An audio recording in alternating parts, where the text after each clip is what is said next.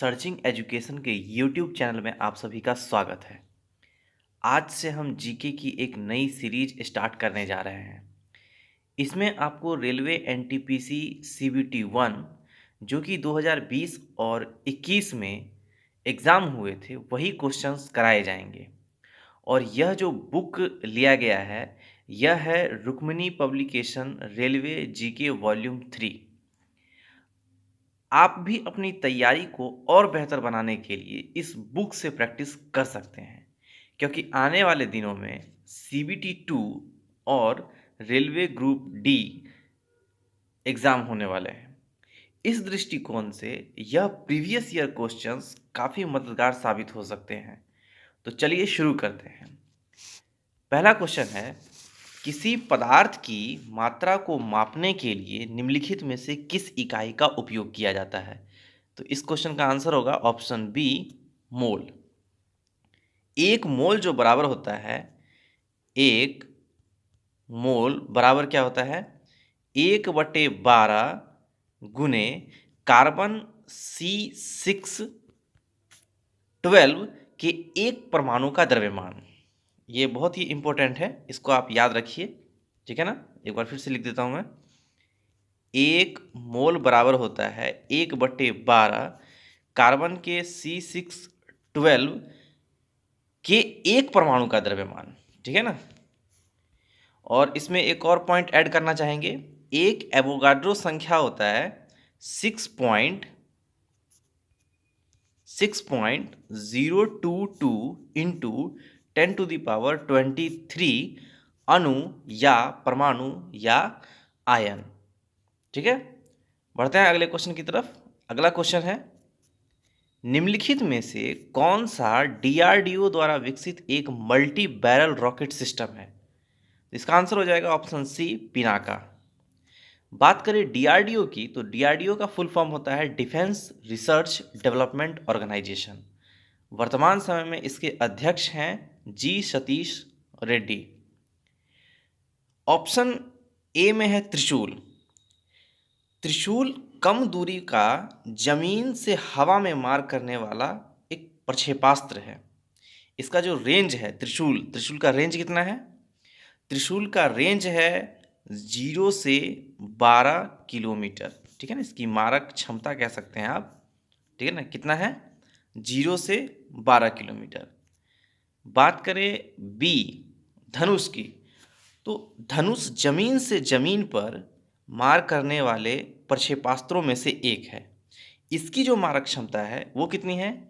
150 kilometre, ठीक है ना। इसका जो रेंज है कितना है? 150 किलोमीटर। ऑप्शन डी में है पृथ्वी, ठीक है ना। पृथ्वी जमीन से जमीन पर मार करने वाला कम दूरी का बैलिस्टिक प्रक्षेपास्त्र है, और इसका जो रेंज है वो कितना है? 150 से 450 किलोमीटर, ठीक है ना। बढ़ते हैं अगले क्वेश्चन की तरफ। अगला क्वेश्चन है हमारा, उबंटू क्या है? UBUNTU क्या है? तो इस क्वेश्चन का आंसर हो जाएगा ऑप्शन डी, ऑपरेटिंग सिस्टम, ठीक है ना। और भी ऑपरेटिंग सिस्टम है, जैसे कि MS DOS हो गया, एप्पल का मैक OS हो गया, माइक्रोसॉफ्ट का विंडोज़ हो गया, Windows 95, 98, 2000, ME, XP, Windows Vista, Windows 7, Windows 10, Unix, Linux, Xenix, है ना। ये सारे के सारे माइक्रोसॉफ्ट कह सकते हैं, ये सब ऑपरेटिंग सिस्टम है, ठीक है ना। अगला क्वेश्चन की बात करते हैं। अगला क्वेश्चन है हमारा, कंप्यूटर और इंटरनेट के डोमेन में URL का पूर्ण रूप क्या है? ठीक है ना। इस क्वेश्चन का आंसर हो जाएगा यूनिफॉर्म रिसोर्स लोकेटर, ठीक है ना। कंप्यूटर और इंटरनेट के डोमेन में कभी कभी क्वेश्चन इस तरीके से पूछ लिया जाता है, फुल फॉर्म टाइप का, कंप्यूटर से रिलेटेड। URL का फुल फॉर्म क्या होगा? तो URL का फुल फॉर्म होगा यूनिफॉर्म रिसोर्स लोकेटर। और भी है, जैसे आपको कभी कभी पूछ लिया जाता है CAD का फुल फॉर्म क्या होता है? CAD का फुल फॉर्म होता है कंप्यूटर एडेड डिजाइन। जो इम्पोर्टेंट है हम वही बताने की कोशिश कर रहे हैं।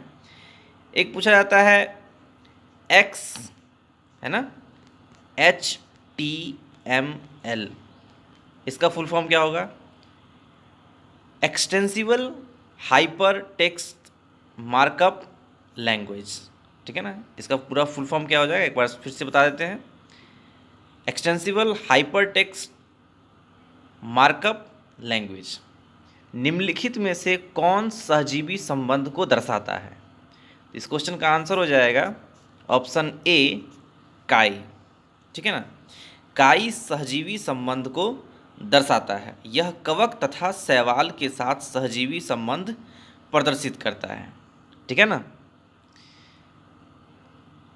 और SO2 और CO के प्रति लाइकेंस बहुत अधिक संवेदनशील होते हैं। इसके द्वारा वायु प्रदूषण का पता चलता है। ये सब पॉइंट्स बनते हैं इस क्वेश्चन से संबंधित। एक पॉइंट है, कवक का अध्ययन क्या कहलाता है? एग्जाम में डायरेक्ट क्वेश्चन पूछ लिया जाता है, कवक का अध्ययन क्या कहलाता है? तो कवक का अध्ययन कहलाता है माइकोलॉजी। क्या कहलाता है? माइकोलॉजी, है ना। फिर उसके बाद पूछ लिया जाता है शैवाल का अध्ययन क्या कहलाता है? तो शैवाल का अध्ययन कहलाता है फाइकोलॉजी। क्या कहलाता है? फाइकोलॉजी, ठीक है, ये ध्यान रखिएगा आप। शैवाल जो होते हैं ये स्वपोषी होता है। कवक परजीवी एवं अपघटक दोनों होते हैं, ये इम्पोर्टेंट है। कवक कैसे होते हैं? परजीवी और अपघटक, ये दोनों होते हैं। अगले क्वेश्चन की तरफ बढ़ते हैं। अगला क्वेश्चन है हमारा, निम्नलिखित में से कौन सा रोग विषाणु से होता है? इस क्वेश्चन का आंसर हो जाएगा ऑप्शन डी, चिकन पॉक्स, ठीक है ना। चिकन पॉक्स जो है ये वायरस से होने वाला रोग है। और ये जो वायरस है ये कौन सा वायरस है? तो वेरिसेला जोस्टर वायरस के द्वारा होता है। जिस वायरस के द्वारा ये चिकन पॉक्स होता है उस वायरस का नाम है वेरिसेला जोस्टर वायरस, ठीक है ना। और जैसे यहाँ पे टाइफाइड दिया हुआ है ऑप्शन ए में। टाइफाइड जो होता है ये साल्मोनेला टाइफी नामक एक जीवाणु से होने वाला रोग है। सबसे पहले तो ये आपको पता होना चाहिए, जो यह टाइफाइड है यह टाइफाइड जीवाणु से होने वाला रोग है। और उसमें भी ये पूछ ले ये कौन सा जीवाणु है, तो ये साल्मोनेला टाइफी नामक जीवाणु से ये रोग होता है, टाइफाइड। नेक्स्ट है ये ऑप्शन बी में है तपेदिक। तपेदिक मतलब टीबी, है ना, ट्यूबरक्लोसिस, ठीक है ना। और ये जो ट्यूबरक्लोसिस होता है ये माइकोबैक्टीरियम ट्यूबरक्लोसिस नामक जीवाणु से होने वाला रोग है। आप इस तरीके से याद रख सकते हैं, टाइफाइड जो है आपका जीवाणु से है, तपेदिक भी क्या है? जीवाणु से है। और पूछे कौन सा जीवाणु, तो ये है साल्मोनेला टाइफी नामक जीवाणु से होने वाला रोग है, ठीक है। उसके बाद बात करें हैजा की, तो हैजा जो है ये कॉलेरा विब्रियो कॉलेरी नामक जीवाणु से होने वाला रोग है। बात समझ में आया? कॉलेरा विब्रियो कॉलेरी नामक जीवाणु से हैजा, साल्मोनेला टाइफी नामक जीवाणु से होता है टाइफाइड, और माइकोबैक्टीरियम ट्यूबरक्लोसिस नामक जीवाणु से होता है तपेदिक। और बात करें चिकन पॉक्स की, तो chicken pox varicella zoster virus के द्वारा होता है, जो इस क्वेश्चन का आंसर है। बढ़ते हैं अगले क्वेश्चन की तरफ। अगला क्वेश्चन है हमारा, निम्नलिखित में से किस माध्यम में से ध्वनि नहीं जा सकती है, मतलब ध्वनि पास नहीं करती है? तो ये आपको पता होना चाहिए, ध्वनि पास नहीं करेगी निर्वात से, ठीक है ना। ध्वनि को पास होने के लिए किसी भी माध्यम की ज़रूरत होती है। जैसे यहाँ पे दिया हुआ इस्पात, मेटल हो गया, वायु हो गया, एयर, दूध हो गया, तो ये सब एक माध्यम है। और निर्वात कहने का मतलब वहाँ पे वायु नहीं होगा, ठीक है ना, बिल्कुल ब्लैंक। बात समझ में आ रही है? तो वहाँ से आवाज़ यानी कि ध्वनि जो होती है वो पास नहीं करेगी। ध्वनि को पास करने के लिए कोई भी माध्यम का होना बहुत ही ज़रूरी है। ध्वनि जो होती है यह एक क्या होती है? एक अनुदैर्ध्य तरंग होती है। उसी तरीके से प्रकाश के बारे में पूछ लिया जाता है, प्रकाश कैसी तरंग है? तो वो अनुप्रस्थ तरंग है, ठीक है ना। और ध्वनि कैसी तरंग है? ये अनुदैर्ध्य तरंग है। चलिए बढ़ते हैं अगले क्वेश्चन की तरफ। अगला क्वेश्चन है हमारा, सेरीकल्चर शब्द निम्नलिखित में से किससे संबंधित है? ठीक है ना। तो सेरीकल्चर संबंधित है ऑप्शन बी रेशम की खेती से, ठीक है ना। रेशम की खेती को क्या कहा जाता है? सेरीकल्चर, ठीक है ना। रेशम जो होता है ये प्रोटीन का बना होता है, ये आपको ध्यान रखना होगा। और भी जैसे यहाँ पे मछली पालन का दिया हुआ है ऑप्शन ए में। मछली पालन जो होता है ये पीसी कल्चर, मछली पालने की जो प्रक्रिया होती है इसे कहा जाता है पीसी कल्चर, ठीक है।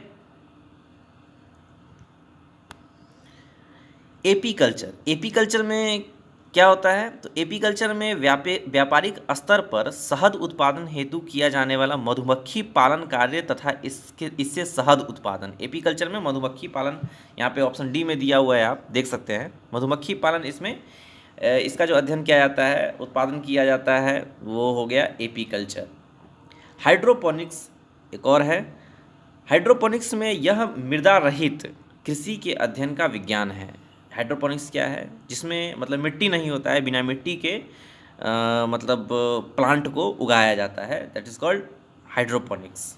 विटीकल्चर, विटीकल्चर में गेहूँ ये अंगूर की खेती की जाती है, ठीक है ना। विटीकल्चर में क्या होता है? अंगूर की खेती होती है। वर्मी कल्चर, वर्मी कल्चर में आपको केंचुआ पालन की प्रक्रिया होती है, केंचुआ पालन किया जाता है, इसमें वर्मी कल्चर उसे कहा जाता है, ठीक है ना।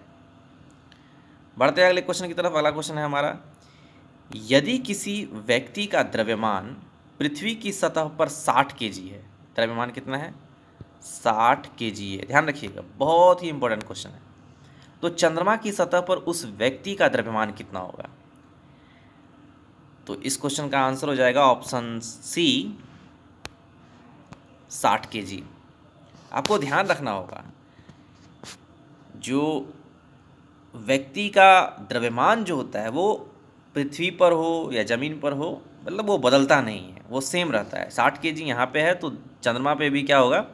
60 kg ही होगा। पृथ्वी पे 60 kg है तो वहाँ पे 60 kg है। क्या बदलेगा भाई? तो बदलेगा भार, ठीक है ना। भार क्या होगा? जो पृथ्वी पर जो द्रव्यमान है, चंद्रमा पर पृथ्वी पर के द्रव्यमान का क्या हो जाएगा? 1/6 गुना हो जाएगा, यानी कि कितना हो जाएगा? 6 दाहें की 160, यानी कि 10 kg हो जाएगा। बात समझ में आया? तो क्या नहीं बदलता है? द्रव्यमान। क्या बदलेगा? भार, ठीक है ना, इस चीज़ को याद रखिएगा। अगला है हमारा, कंप्यूटर के किस भाग को उसका मस्तिष्क कहा जाता है? तो आप सभी को ऑलरेडी पता होगा, ऑप्शन सी CPU, ठीक है ना। CPU को कंप्यूटर का मस्तिष्क कहा जाता है। CPU का फुल फॉर्म क्या होता है? सेंट्रल प्रोसेसिंग यूनिट, ठीक है ना। क्या होता है? Central processing unit. CPU के दो भाग होते हैं, एक होता है ALU, एक होता है LU, ठीक है ना। एक होता है ALU, एक होता है LU, ये ध्यान रखिएगा। ALU अर्थमेटिक लॉजिक यूनिट और LU लॉजिक यूनिट, ठीक है ना। और भी है, जैसे इसमें फुल फॉर्म, कंप्यूटर में मैक्सिमम फुल फॉर्म से ही रिलेटेड क्वेश्चन पूछा जाता है, कंप्यूटर से संबंधित जब भी क्वेश्चन पूछा जाएगा तो। जैसे रोम पूछ लिया जाता है, रोम, ROM, ऑप्शन ए में दिया हुआ है। इसका फुल फॉर्म क्या होता है? रीड ओनली मेमोरी, ठीक है ना। एक होता है, इसी में आपको लगा देगा EPROM। EPROM का फुल फॉर्म क्या हो जाएगा? Erasable programmable read only memory, ठीक है ना। EP का ध्यान रखिए आप, ठीक है ना। रोम का तो आपको पता होगा। EP का फुल फॉर्म होता है erasable programmable read only memory. चलिए बढ़ते हैं अगले क्वेश्चन की तरफ। अगला क्वेश्चन है हमारा, निम्नलिखित में से कौन सा राज्य पूर्वोत्तर भारत के 7 सिस्टर्स राज्यों का सदस्य नहीं है? देखिए, इस टाइप के जो क्वेश्चन होते हैं ना, बहुत ही महत्वपूर्ण होते हैं, जिसमें नहीं पूछ लिया जाता है। तो जैसे 7 सिस्टर्स पूछा गया तो आप मेघालय लगा देंगे, मिजोरम लगा देंगे, है ना, तो त्रिपुरा लगा देंगे। अगर आपको पता होगा जो यहाँ पे नहीं पूछा जा रहा है तो आप उसको पिक करेंगे जो 7 सिस्टर्स में नहीं है, ठीक है ना। तो इस क्वेश्चन का आंसर हो जाएगा ऑप्शन बी सिक्किम, ठीक है ना। सिक्किम जो है ये 7 सिस्टर्स मतलब का पार्ट नहीं है, ठीक है ना। 7 सिस्टर्स स्टेट इसे नहीं बोला जाता है। त्रिपुरा हो गया, है ना, मेघालय हो गया, फिर उसके बाद अरुणाचल प्रदेश हो गया, असम हो गया, मणिपुर हो गया, मिजोरम हो गया, नागालैंड हो गया, ये सब सेवन सिस्टर्स का पार्ट है। बट सिक्किम जो है, ये सिक्किम सेवन सिस्टर्स का पार्ट नहीं है। बात करें सिक्किम की, तो सिक्किम की राजधानी क्या होगी? गैंगटॉक। वर्तमान समय में सीएम कौन है? तो सीएम है प्रेम सिंह तमांग। कौन? प्रेम सिंह तमांग। गवर्नर की बात करें तो वर्तमान समय में गवर्नर है गंगा प्रसाद। ठीक है ना, ये सब छोटा छोटा पॉइंट्स है, आपको हमेशा याद रखना होगा। गवर्नर कौन है? गंगा प्रसाद। लोकसभा में 1 सीट और राज्यसभा में 1 सीट यहाँ से आता है। ठीक है ना, चलिए बढ़ते हैं अगले क्वेश्चन की तरफ। अगला क्वेश्चन है हमारा, किस सिख गुरु ने खालसा पंथ की स्थापना की थी? इस क्वेश्चन का आंसर हो जाएगा ऑप्शन डी, श्री गुरु गोविंद सिंह जी। श्री गुरु गोविंद सिंह जी सिखों के 10वें गुरु थे। ठीक है ना, ये आपको याद रखना होगा। और इन्होंने खालसा पंथ की स्थापना 1699 में की थी। कब की थी? 1699 ईस्वी में वैसाखी के दिन की थी। ठीक है ना, और ये सिखों के 10वें गुरु थे और अंतिम गुरु थे। ठीक है ना, इनका जन्म 1666 ईस्वी में कहाँ हुआ था? बिहार की राजधानी पटना में हुआ था। ये आपको ध्यान रखना होगा। और इन्होंने पाहुल प्रणाली की शुरुआत की थी, ये आप ध्यान रखिएगा। किस प्रणाली की शुरुआत की थी? पाहुल प्रणाली की शुरुआत की थी।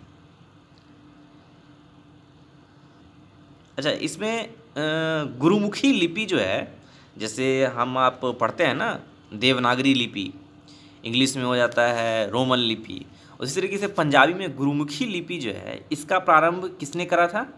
तो गुरु अंगद देव ने किया था। किसने किया था? गुरु अंगद देव जी ने किया था गुरुमुखी लिपि का। ठीक है ना, गुरु अर्जुन जो थे, गुरु अर्जुन देव, ये सिखों के 5वें गुरु थे, है ना। इन्होंने सिखों के धार्मिक ग्रंथ आदि ग्रंथ की रचना की थी। किस चीज़ की रचना की थी? आदि ग्रंथ। आदि ग्रंथ की रचना किसने की थी? सिखों के 5वें गुरु गुरु अर्जुन देव ने। ठीक है, बढ़ते हैं अगले क्वेश्चन की तरफ। अगला क्वेश्चन है हमारा, किस सिख गुरु ने, नहीं ये तो हो चुका है ना, क्वेश्चन 13, सबरीमाला मंदिर कहाँ है? तो ये है ऑप्शन ए, केरल में। ठीक है ना, केरल की कैपिटल क्या होगी? तिरुवनंतपुरम। सीएम, वर्तमान समय में सीएम कौन है? जब भी स्टेट की बात होगी तो हम आपको कोशिश करेंगे जो वहाँ के सीएम, गवर्नर, लोकसभा, राज्यसभा में कितनी सीट आती है, ये सब बताने की कोशिश करेंगे। ठीक है ना, तो सीएम है पिनराई विजयन और गवर्नर कौन है? तो गवर्नर है आरिफ मोहम्मद खान। लोकसभा में 20 सीट और राज्यसभा में केरल से 9 सीट आता है। ठीक है ना, इस चीज़ को ध्यान रखिएगा। बढ़ते हैं अगले क्वेश्चन की तरफ। अगला क्वेश्चन है हमारा क्वेश्चन नंबर 14, निम्नलिखित में से कौन सा स्मारक दिल्ली में स्थित नहीं है? जब भी पूछे नहीं है तो थोड़ा ध्यान से क्वेश्चन को पढ़िएगा। क्या बोला गया? निम्नलिखित में से कौन सा स्मारक दिल्ली में नहीं है? तो ऑप्शन, इसका आंसर हो जाएगा ऑप्शन बी, बुलंद दरवाज़ा। ठीक है ना, बुलंद दरवाज़ा कहाँ है? ये दिल्ली में नहीं है, ये है फतेहपुर सिकरी, उत्तर प्रदेश में। कहाँ है? फतेहपुर सिकरी, उत्तर प्रदेश में। अलाई दरवाज़ा, इंडिया गेट, है ना, हुमायूं का मकबरा, हौज खास, लाल किला, सफदरजंग का मकबरा और जामा मस्जिद, ये सब कहाँ है? ये सब जो देख रहे हैं ऑप्शन ए, सी, डी, ये सब जो है, अलाई दरवाज़ा, इंडिया गेट, हुमायूं का मकबरा, ये सब कहाँ है? ये आपका दिल्ली में है। कहाँ है? दिल्ली में है। ठीक है ना, ये ध्यान रखिएगा। नेक्स्ट है, महात्मा गांधी ने साबरमती से लेकर दांडी तक प्रसिद्ध नमक मार्च शुरू किया। ठीक है ना, दांडी गुजरात के किस जिले में है? ये आपको पता होना चाहिए। दांडी गुजरात के किस जिले में है? इस क्वेश्चन का आंसर हो जाएगा ऑप्शन बी, नवसारी जिले में दांडी है। दांडी मार्च स्टार्ट कब किया गया था? यानी कि नमक सत्याग्रह भी इसे बोला जाता है, नमक मार्च भी इसे बोला जाता है। दांडी गुजरात राज्य के नवसारी ज़िले में स्थित है और इसकी जो मतलब शुरुआत हुई थी 12 मार्च 1930 को गांधी जी ने अपने 78 समर्थकों के साथ साबरमती स्थित अपने आश्रम से लगभग 384 किलोमीटर दूर दांडी के लिए प्रस्थान किया था। ठीक है ना। 24 दिनों की यात्रा के पश्चात 5 अप्रैल 1930 को गांधी जी दांडी गांव पहुंचे थे। नमक सत्याग्रह, नमक पर जो टैक्स लगता था उसके खिलाफ ये आंदोलन था। चलिए बढ़ते हैं अगले क्वेश्चन की तरफ। अगला क्वेश्चन, स्वराज स्वराज मेरा जन्मसिद्ध अधिकार है और मैं इसे लेकर रहूँगा, यह किसने कहा था? बहुत ही महत्वपूर्ण क्वेश्चन और बहुत ही महत्वपूर्ण लाइन। स्वराज मेरा जन्मसिद्ध अधिकार है और मैं इसे लेकर रहूँगा। कभी कभी इसी क्वेश्चन को इस तरीके से पूछ लिया जाता है, स्वराज अस्माकम जन्मसिद्ध अधिकार, ठीक है ना, संस्कृत में। तो इस क्वेश्चन का आंसर हो जाएगा ऑप्शन सी, बाल गंगाधर तिलक। ठीक है ना, ये जो लाइन बोला था ये बाल गंगाधर तिलक जी ने बोला था। उसी तरीके से और भी है, जैसे इनकलाब जिंदाबाद, साम्राज्यवाद का नाश हो, यह भगत सिंह ने कहा था, है ना। भगत सिंह के द्वारा जो बोली गई थी ये लाइन, इनकलाब जिंदाबाद, साम्राज्यवाद का नाश हो, यह भगत सिंह ने कहा था। फिर है, तुम मुझे खून दो मैं तुम्हें आज़ादी दूंगा, यह सुभाष चंद्र बोस ने कहा था। आपको पता होना चाहिए 23 जनवरी को हर साल क्या मनाया जाता है? पराक्रम दिवस मनाया जाता है सुभाष चंद्र बोस के जन्म दिवस के उपलक्ष्य में, है ना। उसके बाद है, पूर्ण स्वराज आराम हराम है, यह जवाहरलाल नेहरू ने कहा था। सरफरोशी की तमन्ना अब हमारे दिल में है, यह राम प्रसाद बिस्मिल ने कहा था। सारे जहां से अच्छा हिंदुस्तां हमारा, यह इकबाल ने कहा था। बहुत ही इम्पोर्टेंट लाइन है, ये सब आपको ध्यान रखना होगा। नेक्स्ट है, 1 अप्रैल 2019 से किन दो बैंकों को बैंक ऑफ बड़ौदा में विलय कर दिया गया? इस क्वेश्चन का आंसर हो जाएगा ऑप्शन सी, विजया बैंक और देना बैंक, है ना। इन दोनों का जो मर्जर है ये बैंक ऑफ बड़ौदा में हो गया 1 अप्रैल 2019 को। ये करंट अफेयर से रिलेटेड क्वेश्चन है, फिर भी आपको पता होना चाहिए, बैंक से रिलेटेड है। नेक्स्ट है, भारत में केंद्रीय आलू अनुसंधान संस्थान ये कहाँ स्थित है? इस क्वेश्चन का आंसर हो जाएगा ऑप्शन ए, शिमला में इसका अनुसंधान है। ये फैक्चुअल क्वेश्चन है, ठीक है ना। इसका संस्थान कहाँ है तो पता होना चाहिए, ये शिमला में है। केंद्रीय औषध अनुसंधान ये कहाँ है? तो औषध अनुसंधान है लखनऊ में। चमड़ा अनुसंधान संस्थान, केंद्रीय चमड़ा अनुसंधान संस्थान कहाँ है? ये है चेन्नई में। भारतीय सर्वेक्षण संस्थान ये कहाँ है? ये देहरादून में है। भारतीय मौसम वेधशाला ये पुणे में है। इंडियन लाख रिसर्च संस्थान ये कहाँ है? ये है रांची में। ये सब संस्थान है, आपको याद रखना होगा, बहुत ही इंपॉर्टेंट है, कभी कभी क्वेश्चन पूछ लिया जाता है। नेक्स्ट क्वेश्चन की बात करें, अगला क्वेश्चन है हमारा, निम्नलिखित में से कौन सा देश बिम्स्टेक का सदस्य नहीं है? पहले तो बात करते हैं बिम्स्टेक का फुल फॉर्म क्या होता है। बिम्स्टेक का फुल फॉर्म होता है bay of Bengal initiative for multi sectoral technical and economic cooperation. एक बार फिर से बता देते हैं, bay of Bengal initiative for multi sectoral technical and economic cooperation. अब बात करते हैं बिम्स्टेक का सदस्य कौन नहीं है, तो ये इस क्वेश्चन का आंसर हो जाएगा ऑप्शन डी, ऑप्शन डी। तो इसके सदस्य हैं कौन कौन से? तो बिम्स्टेक के सदस्य देश हैं भारत, है ना, India, Thailand, Myanmar, Nepal, Bangladesh, Sri Lanka और भूटान। ठीक है ना, याद रखिएगा, India, Thailand, Myanmar, Nepal, Bangladesh, Sri Lanka और भूटान। चलिए बढ़ते हैं अगले क्वेश्चन की तरफ। अगला क्वेश्चन है हमारा, प्रार्थना समाज के संस्थापक कौन थे? तो प्रार्थना समाज के संस्थापक थे ऑप्शन बी आत्माराम पांडुरंग, ठीक है ना। प्रार्थना समाज की स्थापना 1867 में केशव चंद्र के सहयोग से एमजी रानाडे, आत्माराम पांडुरंग और देवेंद्र नाथ ठाकुर ने किया था, ठीक है ना, ये याद रखिएगा। बात करें ऑप्शन ए स्वामी विवेकानंद जी की, तो रामकृष्ण मिशन के संस्थापक जो थे वो स्वामी विवेकानंद थे। इनका बचपन का नाम क्या था? नरेंद्र, ठीक है ना, क्या नाम था?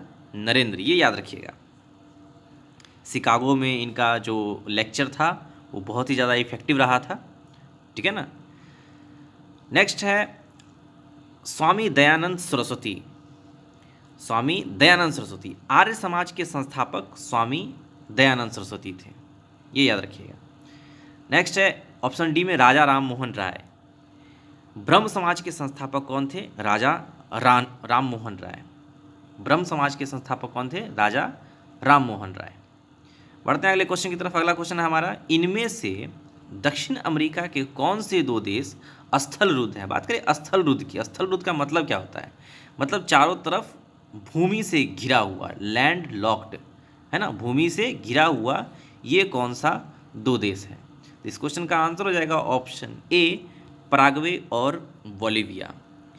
पराग्वे और बोलिविया दक्षिण अमेरिका के दो स्थलरुद्ध देश हैं, है ना। बढ़ते हैं अगले क्वेश्चन की तरफ। अगला क्वेश्चन है हमारा, किस भारतीय राज्य की मुख्य भूमि की तट रेखा सबसे लंबी है? यानी कि कोस्टल एरिया के बारे में बात किया जा रहा है, तो ये किसकी सबसे लंबी तट रेखा है, किस राज्य की? तो इस क्वेश्चन का आंसर हो जाएगा ऑप्शन डी गुजरात। गुजरात की जो तट रेखा है ये सबसे लंबी है। इसकी जो लंबाई है कुल 1214.7 किलोमीटर है। दशमलव के बाद अगर याद नहीं भी है तो 12-14 इस तरीके से आप याद रख सकते हैं। इतना किलोमीटर लंबा है इसकी तट की रेखा। और सबसे छोटी अगर पूछ लिया जाए तो सबसे छोटी है गोवा की, जिसकी कुल तटीय लंबाई है 160.5 किलोमीटर। कितनी है? 160.5 किलोमीटर। 12-14 गुजरात की, सबसे छोटी गोवा। प्रायद्वीपीय भारत में सबसे लंबी तटरेखा वाला राज्य कौन है? तो ये है आंध्र प्रदेश। बस इतना ही याद रखिए। और बात जब तट रेखा की हो रही है तो भारत के 9 राज्य तट रेखा से लगे हुए हैं। वो कौन कौन से हैं? तो गुजरात है, महाराष्ट्र है, गोवा, आंध्र प्रदेश, है ना, कर्नाटका, तमिलनाडु, उड़ीसा, केरल और वेस्ट बंगाल। ये सब राज्य जो हैं ये तट रेखा से लगे हुए हैं। गुजरात, महाराष्ट्र, गोवा, आंध्र प्रदेश, कर्नाटक, तमिलनाडु, उड़ीसा, केरल एवं पश्चिम बंगाल, ये सब तट रेखा वाले राज्य हैं।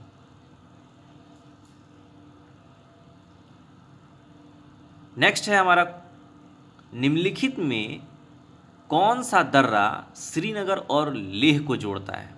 ठीक है ना, श्रीनगर और लेह को जोड़ने वाला दर्रा कौन सा है? ऑप्शन ए जोजिला दर्रा, ठीक है ना। जोजिला दर्रा जो है ये श्रीनगर और लेह को जोड़ता है। उसी तरीके से जैसे नाथुला दर्रा सिक्किम और दक्षिण तिब्बत में चुम्बी घाटी को जोड़ता है। बारालाचा दर्रा हिमाचल प्रदेश के लाहौल क्षेत्र को लद्दाख के लेह से जोड़ता है। बुर्जिल दर्रा तो ये श्रीनगर से गिलगित को जोड़ता है। बनिहाल दर्रा ये जम्मू से श्रीनगर जाने का मार्ग गुजरता है। तुजू दर्रा भारत और म्यांमार को जोड़ती है। शिवकिला दर्रा शिमला से तिब्बत को जोड़ती है, ठीक है ना। अगला क्वेश्चन है हमारा, महारत्न केंद्रीय सार्वजनिक क्षेत्र उपक्रमों की सूची में निम्नलिखित में से कौन सी कंपनी शामिल है? यानी कि ये पूछा जा रहा है महारत्न कंपनी कौन सी है। मिनी रत्न, महारत्न, ऐसे ये कंपनियां होती हैं ना। तो महारत्न कंपनी जो है ये है कोल इंडिया लिमिटेड। ऑप्शन डी कोल इंडिया लिमिटेड। कोल इंडिया लिमिटेड की जो स्थापना हुई थी ये 1975 में हुई थी। इसका मुख्यालय हेडक्वार्टर अगर पूछा जाए तो ये कहाँ है? ये है कलकत्ता में, ठीक है ना। ये कोलकाता में है इसका हेडक्वार्टर। और भी महारत्न कंपनियां हैं, जैसे एनटीपीसी हो गया, ओएनजीसी हो गया, सेल, गेल, आईओसीएल, सीआईएल, बीपीसीएल, भेल, एचपीसीएल, पीजीसीआईएल, ये सब के सब क्या है, महारत्न कंपनी है। भारत की में कुल 10 महारत्न कंपनी है, ये याद रखिएगा। अगला क्वेश्चन है हमारा, भारत के किन दो शहरों के बीच पहली semi high speed train Vande Bharat express चलाई गई थी या चलती है? ठीक है ना। तो इस क्वेश्चन का आंसर हो जाएगा ऑप्शन डी, नई दिल्ली और वाराणसी जंक्शन। ठीक है ना। सबसे पहले जो वंदे भारत एक्सप्रेस चलाई गई थी सेमी हाई स्पीड ट्रेन, ये नई दिल्ली और वाराणसी जंक्शन के बीच चलाई गई थी। 15 फरवरी 2019 को नई दिल्ली से वाराणसी के बीच वंदे भारत एक्सप्रेस ट्रेन के परिचालन का शुभारंभ किया गया था। ट्रेन 18 नाम से भी मशहूर भारत की पहली सेमी हाई स्पीड ट्रेन को वंदे भारत एक्सप्रेस कहा जाता है, यानी कि वंदे भारत एक्सप्रेस कहिए या T18 ट्रेन 18 नाम दीजिए, दोनों एक ही है। चलिए बढ़ते हैं अगले क्वेश्चन की तरफ। अगला क्वेश्चन है हमारा, चित्रकला की पटचित्र शैली निम्नलिखित में से किस राज्य की सबसे पुरानी और लोकप्रिय कला है? इस क्वेश्चन का आंसर हो जाएगा ऑप्शन ए, ओडिशा, है ना। ओडिशा राज्य की चित्रकला की पटचित्र शैली ये बहुत ही पुरानी और सबसे लोकप्रिय है। बढ़ते हैं अगले क्वेश्चन की तरफ। अगला क्वेश्चन है हमारा, निम्नलिखित में कौन भारत के सबसे युवा राष्ट्रपति थे? इस क्वेश्चन का आंसर हो जाएगा ऑप्शन ए, श्री नीलम संजीव रेड्डी। ठीक है ना। ये जो थे नीलम संजीव रेड्डी सबसे युवा राष्ट्रपति थे। राष्ट्रपति देश के संवैधानिक प्रधान होते हैं, है ना। राष्ट्रपति का जो उल्लेख है ये अनुच्छेद 52 में वर्णित है, आर्टिकल 52, ये ध्यान रखिएगा, ये बहुत ही इंपॉर्टेंट है। डॉक्टर राजेंद्र प्रसाद, ये तो पता ही होगा आपको, सबसे पहले राष्ट्रपति थे। तो सबसे पहले जो राष्ट्रपति थे ये डॉक्टर राजेंद्र प्रसाद थे। अगर पूछ लिया जाए जो प्रथम महिला राष्ट्रपति, आपको पता है, बताइए। पहली महिला राष्ट्रपति जो थी प्रतिभा देवी सिंह पाटिल। ठीक है ना। क्या नाम था उनका? प्रतिभा देवी सिंह पाटिल। मोरारजी देसाई सबसे अधिक उम्र में एवं राजीव गांधी सबसे कम उम्र में प्रधानमंत्री बने थे। डॉक्टर एस राधाकृष्णन भारत के प्रथम उपराष्ट्रपति थे, सर्वपल्ली राधाकृष्णन, जिनके जन्म दिवस के उपलक्ष्य में हर साल 5 सितंबर को क्या मनाया जाता है? टीचर्स डे मनाया जाता है। आपको पता होगा टीचर्स डे कब मनाते हैं? 5 सितंबर। ठीक है ना। सर्वपल्ली राधाकृष्णन के जन्म दिवस के उपलक्ष्य में। चलिए बढ़ते हैं अगले क्वेश्चन की तरफ। अगला क्वेश्चन है हमारा,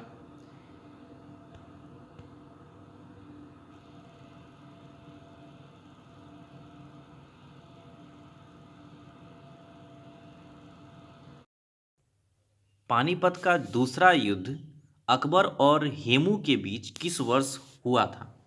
इस क्वेश्चन का आंसर हो जाएगा ऑप्शन डी, 1556। पानीपत का दूसरा युद्ध अकबर और हेमू के बीच में 1556 ईस्वी में हुआ था। अब बात करें 1526 में क्या हुआ था, तो 1526 में पानीपत का प्रथम युद्ध हुआ था, 2656, याद रखिएगा। और पानीपत का प्रथम युद्ध जो हुआ था ये बाबर और इब्राहिम लोदी के बीच में हुआ था, ये याद रखिएगा। अगला क्वेश्चन है हमारा, निम्नलिखित में से कौन सा देश संयुक्त राष्ट्र सुरक्षा परिषद का अस्थायी सदस्य नहीं है? तो अस्थायी सदस्य इसमें से कौन सा नहीं होगा? Option D, Japan. अस्थायी सदस्य कौन कौन है? तो ये है अमेरिका, रूस, ब्रिटेन, फ्रांस और चीन। ठीक है ना। ब्रिटेन यानी कि यूनाइटेड किंगडम, चीन हो गया, फ्रांस हो गया, एक रह गया अमेरिका, और कौन सा रह गया? एक रसिया। ठीक है ना। तो 5 हो गए। संयुक्त राष्ट्र की जो स्थापना हुई थी ये हुई थी 24 अक्टूबर 1945 को हुई थी, याद रखिएगा। नेक्स्ट क्वेश्चन है, लोकसभा के सदस्यों की अधिकतम संख्या कितनी है? तो इस क्वेश्चन का आंसर हो जाएगा ऑप्शन सी, 552। लोकसभा में अधिकतम 530 सदस्य राज्यों के निर्वाचन क्षेत्रों से व अधिकतम 20 सदस्य संघीय क्षेत्रों से निर्वाचित किए जाते हैं। तो 30 20 50 रह गया 2। तो वर्तमान में लोकसभा की सदस्य संख्या कितनी है? 545 वर्तमान समय में। 104वां संविधान संशोधन जो हुआ था कब? 2020 में, के द्वारा 2 एंग्लो इंडियन समुदाय कितने हो गए? 530 राज्यों से निर्वाचित सदस्य, फिर उसके बाद 20 संघीय क्षेत्र से, तो 30 20 50, और 2 जो एंग्लो इंडियन थे, तो इन्हें 104वां जो संविधान संशोधन हुआ था 2020 में, इसमें एंग्लो इंडियन समुदाय के सदस्यों के मनोनयन का जो प्रावधान होता है ये समाप्त कर दिया गया था। लोकसभा संसद का निम्न सदन होता है और राज्यसभा संसद का उच्च सदन होता है। तो देखिए वीडियो थोड़ा लंबा हो गया है, आप कमेंट में बताएं जो आपको ये जो एक्सप्लेनेशन है साथ साथ में जो हम दे रहे हैं ये कितना इफ़ेक्टिव है, क्या ऐसे ही कंटिन्यू करें या फिर इसको थोड़ा सा कम करने की कोशिश करें, ठीक है ना। आप जिस तरीके से बताएंगे उस तरीके से इस वीडियो को कंटिन्यू किया जाएगा। आपको वीडियो कैसा लगा कमेंट सेक्शन में ये भी बताएं। और देखिए जब भी आप बैठें तो एक पेपर और पेन जरूर लेकर के बैठें और पहले क्वेश्चन का मार्किंग कर लें, ठीक है ना, 1 से लेकर के, फिर उसके बाद खुद से अटेम्प्ट करने की कोशिश करें जो आपके कितने सही हो रहे हैं। उससे आपको पता चलेगा जो आपका मतलब लेवल क्या है, ठीक है ना। धीरे धीरे इम्प्रूवमेंट कीजिए, ठीक है ना, जीएस आपका सही हो जाएगा। और प्रैक्टिस जितना कीजिएगा उतना सही है।